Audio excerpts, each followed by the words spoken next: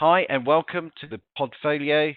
My name is Lockmar. I'm an investment consultant and an actuary based in the UK, but we're going to be talking about global events here. Today, our main topic is going to be around COVID-19, of course, and where we might go from here. So talking through a number of possible scenarios for how it can affect things like healthcare, productivity, consumer demand, and of course, the investment markets.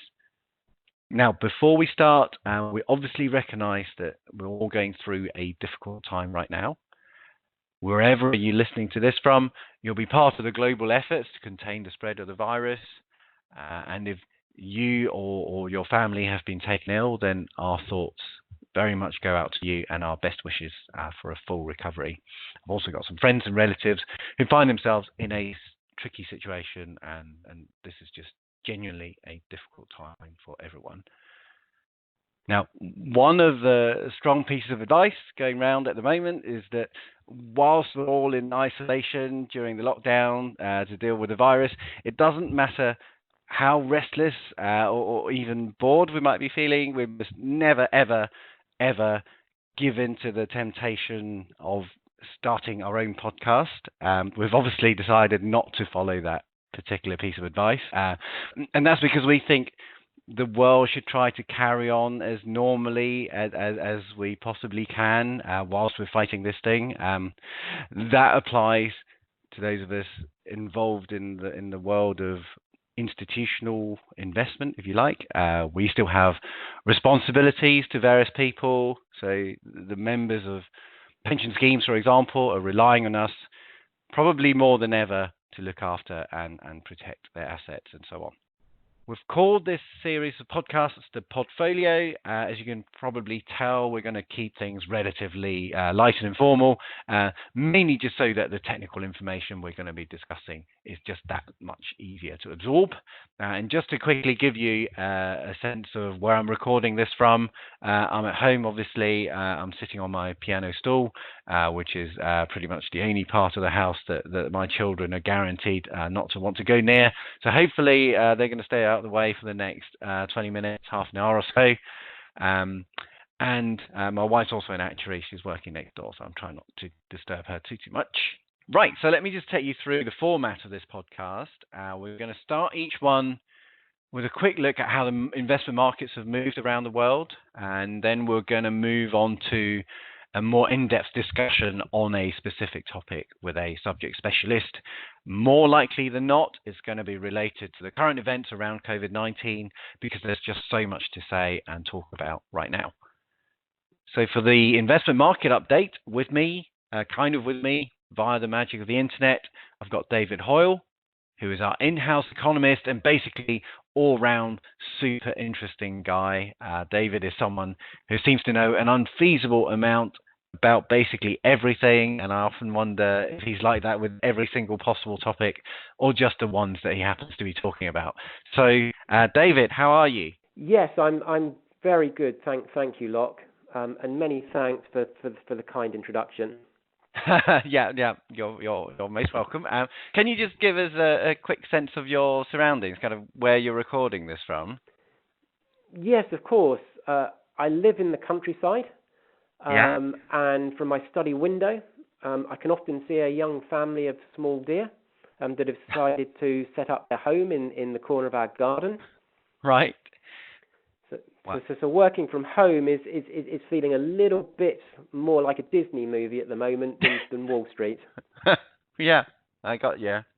But it definitely provides a different perspective on things.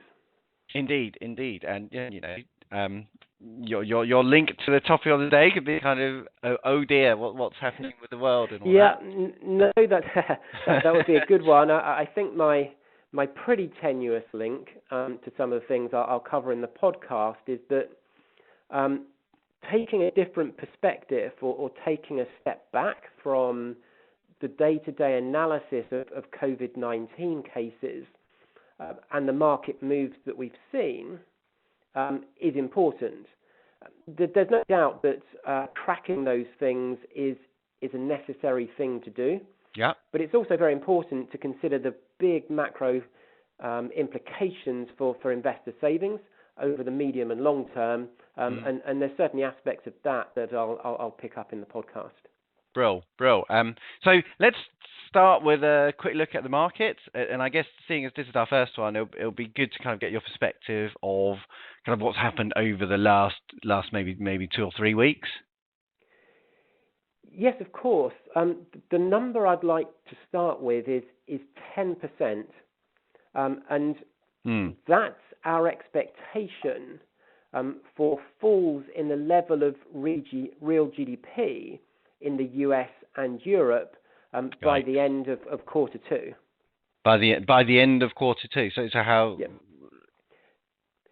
Yes, exactly. So it's factoring in what we've already seen and known in terms of the short-term activity metrics that we track, but also embedding our expectations for the scale of impact associated with the economic shutdown that's in place in the major economies, and that we expect to see maintained for quite a lot of this quarter ahead. So 10%. I mean, it sounds humongous, obviously. Can you just put it into context for us? I mean, how big is 10% in the kind of history of things? Yeah. So let me put it in a couple of contexts. So first, that fall in the level of GDP by 10 or 13%. The way that everybody might well see that framed in media reporting is as a quarter-over-quarter annualized growth number for the second quarter. Yeah. And so the sort of number we're expecting there is around about a fall in quarter-over-quarter annualized growth in the second quarter of minus 30% or something around that, which is an extraordinarily large number. Yeah. Stepping back and back to our 10 or 13% framing in the fall of real GDP, if we looked at the financial crisis in 2008, 2009, that had a GDP fall of about minus 5%. So we'd be looking at something 2 to 3 times worse than that, and which is happening much more quickly. If we look over the longer term, this certainly is an extraordinary number relative to the economic conditions we've got used to in the last 50 or 60 years. But it isn't unprecedented. So the 1930s, the US Great Depression, and the 1940s in the World War II period saw bigger and longer lasting falls in GDP. So, I mean, that's very useful to understand the scale of what's happening. I think the bit that feels slightly unprecedented to me is the speed at which things have happened, and I'm slightly trying to find a kind of silver lining to all this. I mean, let's get this out of the way. I mean, is there any scope that this is a blip, and so it's a very, very steep and fast fall, but, is there a scenario where we come out of this on the other side and actually demand picks up because it's been pent up because people haven't been able to do stuff, and then the demand picks up, and in some way we can hope to claw back a bit of that fall in activity? Yes, and actually, just to give you another number, the number this time is 2/3. Right. Now, that's not a very exciting number, but it is a pretty important one in relation, to answer your question. And 2/3 is how much, roughly speaking, Chinese production and consumption have recovered from their acute decline in January and February. So China is, pretty much, let's call it 4 weeks ahead of the experience in terms of number of cases and the implications of wide-scale economic shutdowns and closure of key economic sectors. And so what we've seen in China is an even more acute fall in January and February in terms of economic activity than we're expecting in the US and Europe. but a very quick bounce back in March. And that's for two reasons. First, it's because China has been able to successfully contain the virus so far. Yeah.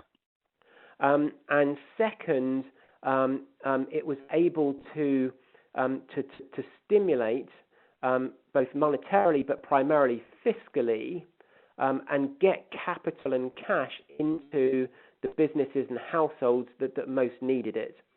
And so China is going through that very sharp, sort of almost classic V-shaped recovery, and our best guess is that can continue. So I'm not saying that's the automatic playbook for the US and Europe, but it certainly gives an indication of what is both possible and plausible. So I think from my perspective, I'm going to take this positive thought into my weekend, which is the idea of 4 weeks, and we could be back up to 2/3 of, the normality of our lives. I think that is quite a positive thought. I think that's probably stretching it a bit. I think that I'm sure we'll come to some of the scenario framing,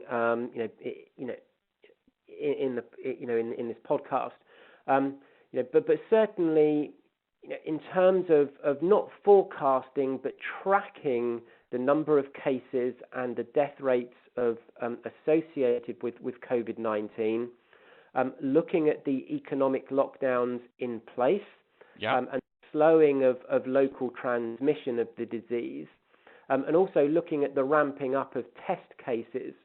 All of those things were things that were implemented by China and other countries in Asia, like South Korea, that have successfully, as the media will call it, flattened the curve in terms of the number of cases, or in other words, just brought the virus under control. And so we're going to... The indications are that we could follow a similar sort of pattern over the course of April and into early May. And so that would then suggest that that would set the scene for the start of an economic recovery towards the end of the second quarter, so in a couple of months' time, and set the scene for a rebound in Q3. So not quite your optimistic 4 weeks, but not something too far from it.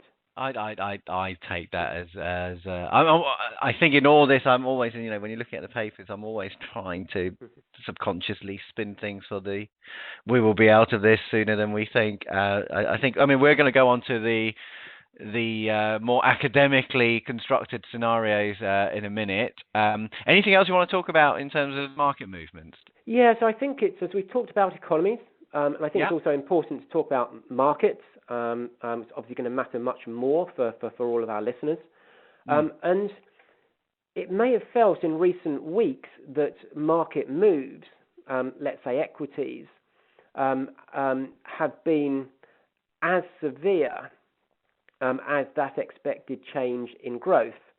But that's not the case. So certainly some of the daily or weekly moves in equity prices have been record-breaking.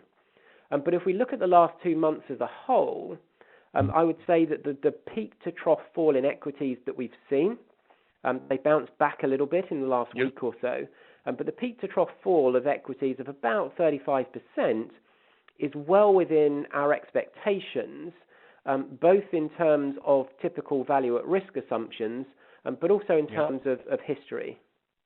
So value at risk as in this is the kind of bad thing that you might see kind of 1 year every 20, that kind of thing? Yes, exactly. So value at risk is a statistical measure that would be based on a prudent assessment of the sort of outcomes that we've seen historically, and it wraps a probability around them. History is probably the more intuitive thing to talk about. And so looking back from, say, the early 1920s, there have been 9 event-driven or cyclical economic and equity bear markets So a bear market is where equities fall by more than 20%. So clearly well through that. And if we looked at those 9 historic periods, on average, equity falls have been around about 30%. Yeah. So actually, the 35% peak to trough we've seen recently would be the worst of those, but as you rightly mentioned, by far and away the quickest. Now, it's also worth highlighting for additional context that there have also been a smaller number of structural bear markets. So those a set of conditions more consistent with banking or extended financial crises. And in those, we tend to see equity falls of about 50 to 60%, so meaningfully worse than what we've seen. Yeah. And so, we talked a little bit about the possibility of cases stabilizing and economies starting, advanced economies starting to recover in Q3. There is an alternative set of risk considerations, which where falls in asset prices could be still be very significant if economic and financial system conditions were to get worse. Understood. So that's kind of world equity markets. I've also noticed that bond prices, but I'm thinking mostly in terms of government bond prices. They've kind of been all over the place in the last couple of weeks, and kind of very naively, I think when everything's going wrong, people there's this kind of idea of flight to quality, and so you move into safer things like government bonds, and that seems that you would expect it to be one-way traffic, but it's just moved around hugely. Have you got any thoughts on that? Yeah, so I completely agree with you. And if we look at where we've ended up, then central banks have cut interest rates. Yeah. They've started printing a lot of money again, and making asset purchases. Yeah. And you're right, Locke, to highlight that demand for high-quality assets, advanced economy government bonds, increases as uncertainty and economic risk rises. And so we have seen that now in the form of lower bond yields. But the reason, there are many reasons for the volatility of bond yields, but the main one we would point to has been the massive demand for cash. And that makes sense. So in an environment when earnings and asset values are falling swiftly, businesses and investors need capital. And to raise that capital quickly, you typically sell the assets that are most liquid or easiest to sell, and that includes government bonds. So what you've had is this enormous global squeeze for cash, and in particular cash that can be converted into US dollars, to pay dollar-linked borrowing liabilities. So there's kind of two different forces. There's money flowing into government bonds because of this kind of uncertainty, and then there's other people selling those bonds because they need to raise cash, and those two things are what's swinging the market then. Exactly, and so what you saw in the early stages was that massive demand for cash was the dominant force, and that was pushing up bond yields. And then what we've seen is that has now been stabilized and reversed, both by private sector buying, but more importantly by equally massive liquidity provision from central banks. So the US Federal Reserve has announced effectively unlimited buying of US treasuries. And that policy also makes sense. So if you're in an environment where there is both an acute economic contraction and the response of governments, as we've seen, is to engage with large-scale borrowing and government spending, what you don't want is that higher government borrowing to start pushing up interest rates, because what you're doing is increasing the borrowing costs for the private sector. And so central banks will do everything, and we expect them to do everything they can to keep those government bond yields low, despite the scale of government borrowing, and therefore to keep borrowing costs in economies low. And by the way, the US, as well as buying US Treasuries to keep borrowing costs low, has also announced that it's going to buy the bonds of investment-grade companies as well. So again, you can see that focus and targeting on providing liquidity to parts of the economy where it's needed, and to prevent liquidity problems turning into solvency problems. Gotcha. Anything else about the markets, David, worth mentioning? No, I think less markets. Just to give you a sort of scale of the large numbers that we're looking at. Yes, please. The U.S. government has announced a $2 trillion fiscal package of loans and transfers to households and businesses. That's 10% of U.S. GDP. And I talked about the Federal Reserve's liquidity and loan measures. And ultimately, we think those could double the size of the Federal Reserve's balance sheet from $4 trillion to $8 trillion. That's 40% of US GDP. And this is, just to be clear, this is trillion as in 1,000 billion. That is. There is the other definition, which is a billion, which I think is not what we're talking about. So this is 1,000 billion, but no less the large for it. And I think that so at the start of the podcast, I said that we'll cover the shorter term day-to-day events and responses, but as we'll come to, these are also going to have very important longer-term implications for businesses and for investors, and so we'll definitely come to that in terms of our thinking around that. Good. And David, it'll be really good if we could have you come back in future podcasts to just give us an update of how these things are moving and how the markets are reacting as well. I think in the meantime, you also happen to be our topic expert of the day, just because of the kind of knowledgeable guy that you are. And I think our main topic of the day is around future scenarios for COVID-19, particularly the impact on the economy and the markets as well. How do you want to take this? Do you want to take us through the different scenarios that your team have come up with?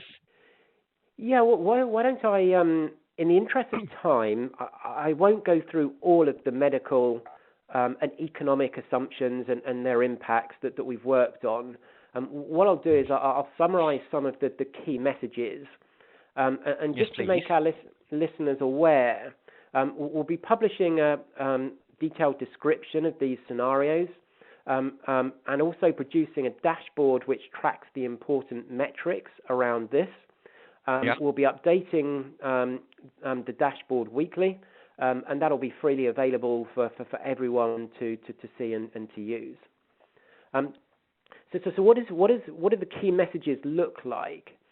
Well, us economists love our jargon, and so hopefully the only bit of jargon that I'll throw out today is that COVID-19 has all of the characteristics of a black swan event. What does that mean? Which I'm sure you were just about to ask me. What is a black swan? Have you got one of those in your garden? No black swans, but in economic terms, it's something that's highly unpredictable, could have a very large impact, and is easier to reconcile or explain once you've been through that event, and you have the powerful benefit of hindsight. Understood. And I think that's, and so if we look at COVID-19, it has all of those characteristics. And what that means is that we need to think not only about risk, but also about unpredictability or uncertainty. And the best way of trying to deal with unpredictability is through the use of economic scenarios or stress tests. Right. And the three scenarios that we've defined are, as I sort of alluded to a bit earlier in the call, a scenario in which we see economic recovery in the advanced economies occurring in quarter three of this year, where China actually would be recovering earlier than that. It would continue its recovery in this quarter. The second scenario is a deeper and more extended recession that lasts until quarter four in the advanced economies. And then the third scenario is something that looks much more financial crisis-like. So in other words, what we see is the economic supply and demand shock feeding through into the financial system, causing a major squeeze in credit, higher rates of economic default and economic disruption, and ultimately a much weaker and protracted set of conditions that would last into early or mid-2021 and which would see a much more structurally weak recovery from that point on. Goodness. And is the driving force behind these three scenarios, or maybe the indicator behind these three scenarios, is how long it takes for us to come through this initial phase of lockdown and quarantine and get back to normal? Yes, that's an excellent question, and essentially, I think the scenarios are framed around us trying to answer three questions. Yeah. And those three questions are: how far will GDP fall?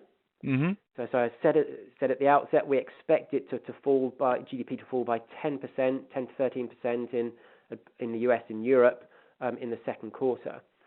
How long? You're exactly right. How long? The second question is: how long will the disruption last? And the downturn last? And then the third question is what does the recovery look like in terms of magnitude and pace? Right.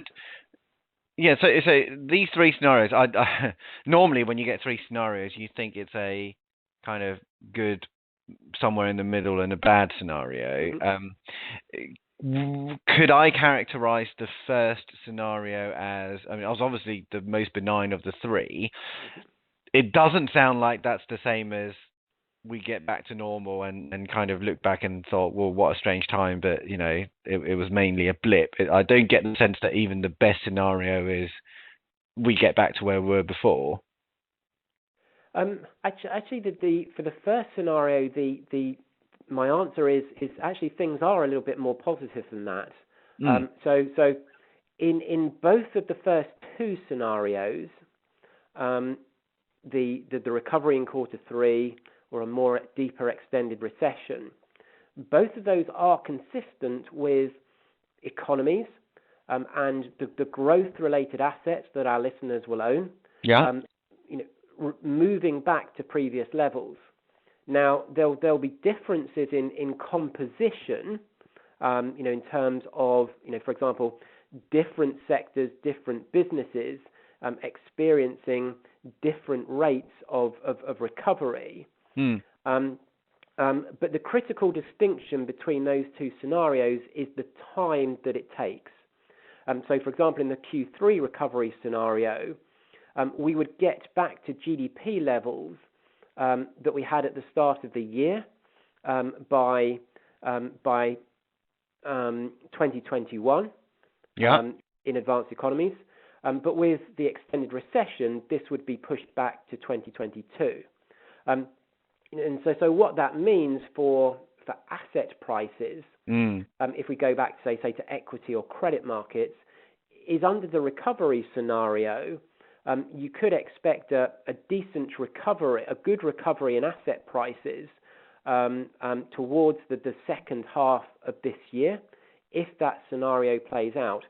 I should add that could well be from lower prices than we see today, given the scale of economic bad news still to come and the uncertainties that I mentioned.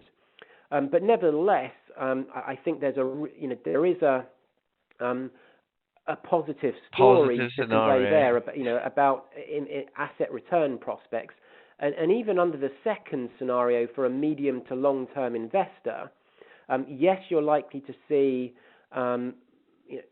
further losses in equity and credit assets in the shorter term, by which I mean, maybe the next quarter or two. Yeah.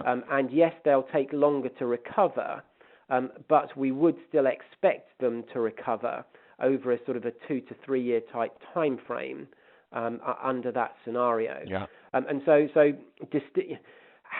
what's important for investment strategy at the moment is being able to distinguish your risk tolerances and the extent to which, while you are a long-term investor, whether there are specific things in relation to your mission or objectives that mean that you should also be focused on shorter-term mark-to-market risks or losses.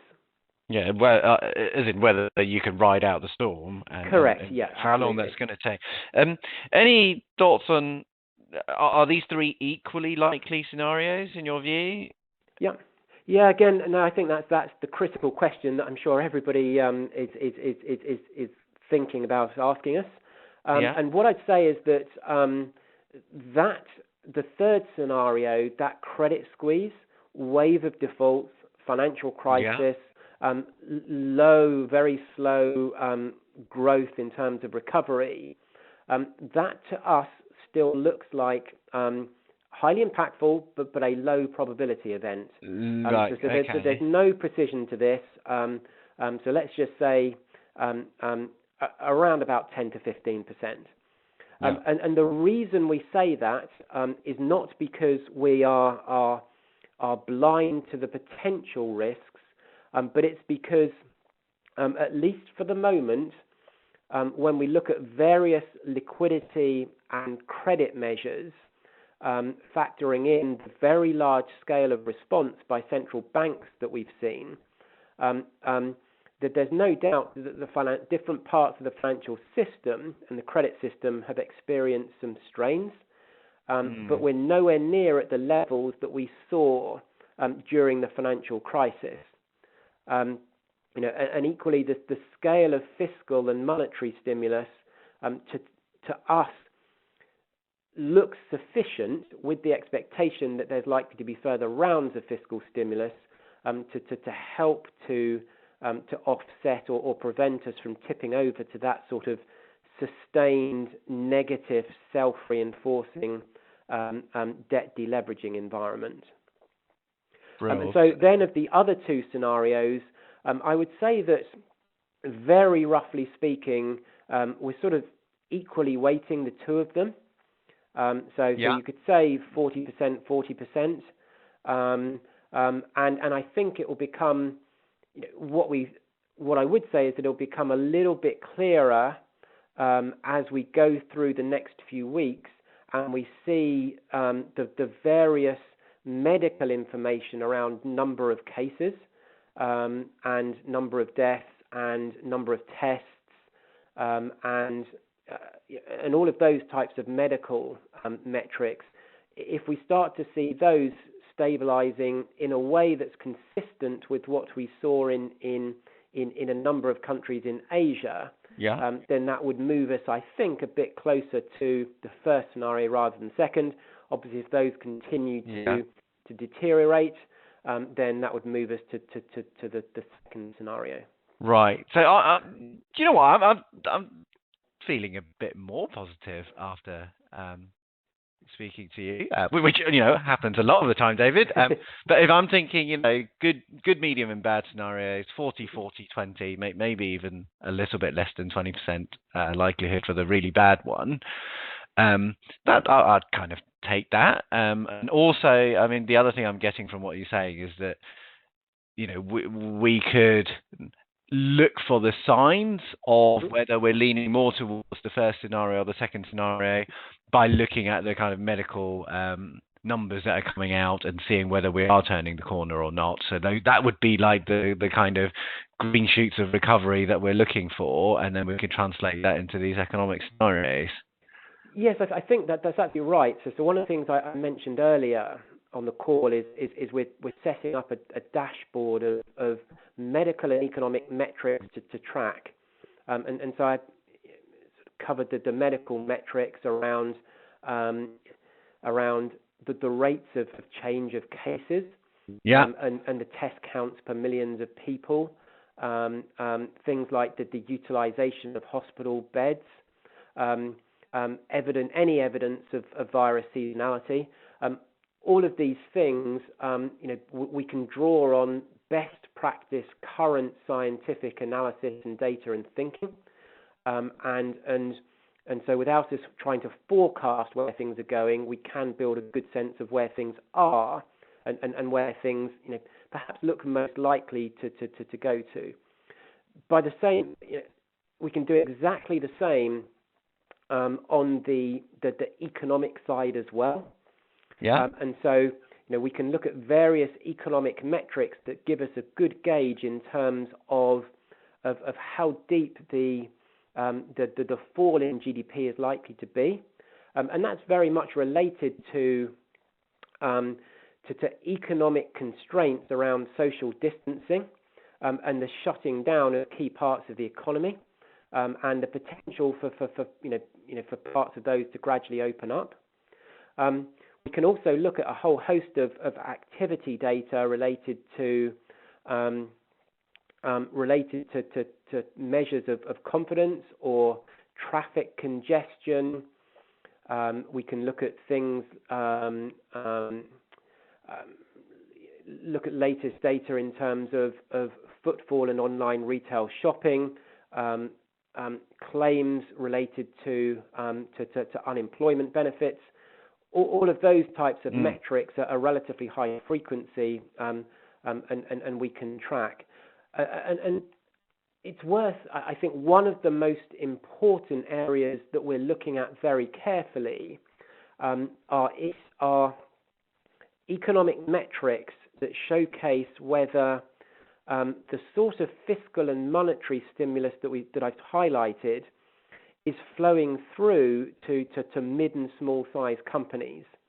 I think that's one of the critical factors for whether we are in scenario 1 or scenario 2.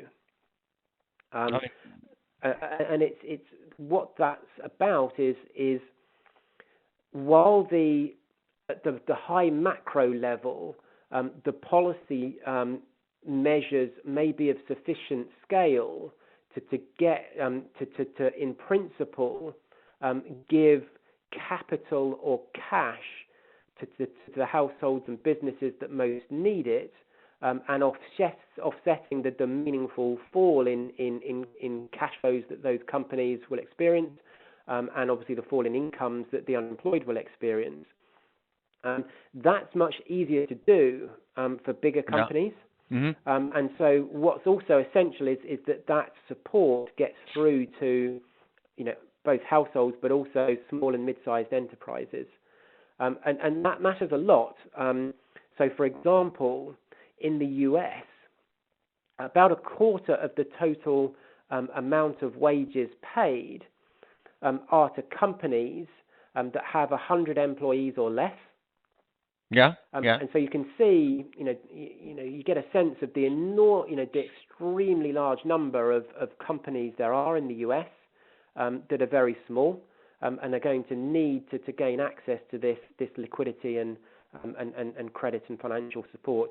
And if for whatever reason the implementation around it doesn't work, then you can see that the consequences for those companies feed through into a wide-scale set of layoffs and rising unemployment, which would obviously weaken demand, weaken business investment, weaken employment, and you get this negative self-reinforcing effect. This is absolutely fascinating. I think it's a sort of grim fascination, but because I look at the papers and there's all the the kind of caseload indicators, the spread of the disease and the control. But what you're doing here is you're linking it to the wider kind of economy, GDP levels, and also linking that to possible scenarios to the future market movements, which isn't something that I've seen before. So I find this very, as I said, a sort of grim fascination, I guess. This dashboard then, is it imminently available? Is it already available? Yep. So we expect that to be available next week, and we can send it to clients, and it'll also be on the WTW website as well. Yes, and just to say, I mean, this paper outlining the scenarios we're going to make available as kind of as an accompanying piece to this podcast as well. So we really encourage people to have a look in that. I've had a look at the stuff. It's really just very interesting how you link all the different things that are going on right now. I'll probably finish, David, with one last question, and it's maybe a slightly deliberately pointy question, if you don't mind, and it's around kind of how you've come up with these scenarios, linking the pandemic to economic indicators, and I honestly don't really understand the process. For me, it could be anything on a spectrum from it's a few people in a room bouncing ideas around to, you've looked at kind of scientific research and what's happened from history. So do you want to just give us a kind of quick view of how you came up with these scenarios? Yes, so the starting point is actually starts with our clients and starts with investor portfolios.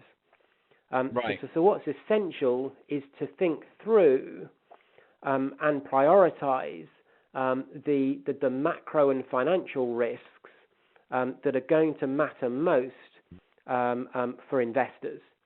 And once you're armed with that, you can work backwards into a set of scenarios that are going to be most relevant for them. And so that's really to us that's the crux of it, is making sure that those scenarios encompass the things that are potentially most impactful to investors and are addressing the most important or highest priority risks that they're facing. As we then back into a set of scenarios, we want to do two things. We want to create a set of scenarios that are likely, given the current and expected set of conditions, so that we're combining both things that are impactful with things that are also likely. And what we also need to do is as part of those scenarios, as we discussed, is to make sure that we can define them in rigorous, dispassionate, fact-based terms. And so, in other words, it's making sure that we are identifying the critical drivers, in this case, both medical and economic. And so not only does that make the scenarios more robust, what it also then allows you to do is to create a set of you can utilize those same metrics alongside those scenarios to track where we are and where we think we might be going to, because the scenarios in isolation just are not helpful things unless you're able to get a reasonable sense of which of those types of scenarios we might be moving towards. And one final question, David. We've talked a lot about the economic side of things, also kind of interested in kind of the future paths for the investment market. When we come out the other side of this, whenever it could be, and it depends on which scenario that we're going down, are we really in a different world in the investment sense? Yes, that's an excellent question. It's a very difficult question to answer, but really for any institutional investor, that medium to long-term context is absolutely key. So what does the next normal look like when we do start to recover? We have started looking at that, and we'll be publishing on our views on that soon. And I should say up front that the big picture long-term implications may start to become a little bit clearer over the next few months as we get to see which scenario we're following. But here's a few things that are top of our minds at the moment, and you can expect to hear quite a bit more from us on. So from an investor lens, there's no question that asset risk premia are higher and risk-free rates are lower, government bond yields, and are expected to remain so for quite some time. And so that's going to have implications for investment strategy and looks like a different strategic world than the one of lower for longer that we were emphasizing, at least in relation to growth-related assets. Second, I spent quite a bit of time talking through the government and central bank stimulus. And so the much higher levels of government debt that we're facing and much larger central bank balance sheets to facilitate that government debt has important implications for the way that markets operate and set prices, and that's going to have natural implications for those assets that that will potentially benefit from that over the medium to long term. And then similarly on the equity side or the business side, there were things that were already underway, simplifying global supply chains, trade-related tensions, and channel shift to online retail away from bricks and mortar. All of those things may be amplified and therefore have implications sector by sector, company by company. And then similarly, as we saw post the financial crisis, large-scale government involvement and bailouts of sectors can shift the regulatory environment. And so we've yet to see the sort of conditions that might be attached to businesses for the loans or the bailouts that are to come. And so that's going to have important shifts in terms of the sectoral landscape.